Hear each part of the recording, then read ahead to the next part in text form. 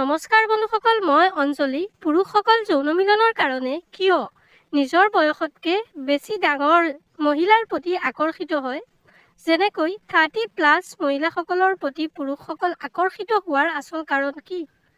আজিৰ ভিডিঅ'টোত সেই বিষয়ে কথা পাতিম, গতিকে ভিডিঅ'টো শেষলৈকে চাই থাকিব।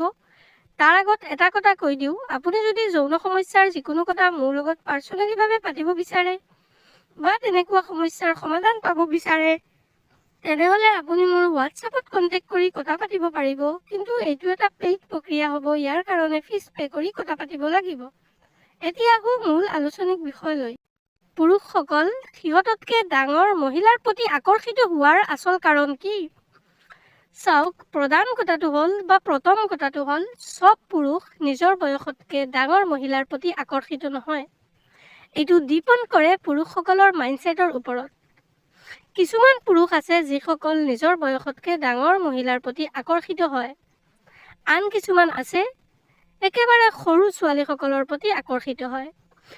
সেইটো তেখেতসকলৰ মাইণ্ডছেটৰ ওপৰত ডিপেণ্ড কৰে। তেখেতসকলে প্ৰথমৰ পৰা যেতিয়া তেখেতসকলে যৌনতা, উত্তেজনা তেনেকুৱা যিবোৰ কথা মাইণ্ডছেটত লৈছে, তেনে সময়ত তেখেতসকল কিহৰ প্ৰতি বেছি এট্ৰেক্টিভ হৈছে? যদি তেখেতসকল সৰু ছোৱালীৰ প্ৰতি বেছি এট্ৰেক্টিভ হৈছে, তেনেহ'লে পৰৱৰ্তী সময়তো তেখেতসকলৰ সৰু ছোৱালীৰ প্ৰতি বেছি মন যাব। আৰু যদি তেখেতসকল ডাঙৰ মহিলাৰ প্ৰতি বেছি এট্ৰেক্টিভ হৈছে, তেনেহ'লে তেখেতসকলৰ ডাঙৰ মহিলাৰ প্ৰতি বেছি মন যাব।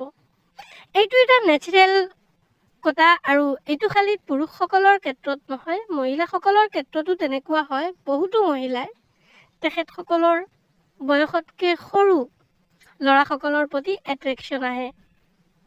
আনহাতে বহুতো মহিলা আছে যিসকল সৰু ল'ৰাৰ প্ৰতি এট্ৰেক্টিভ হয়।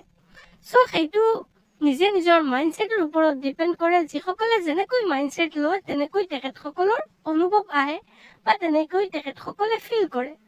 আশা কৰিছোঁ আপোনালোকে কথাখিনি গম পাইছে। ভিডিঅ'টো ভাল লাগিলে পেজটো ফ'ল' কৰি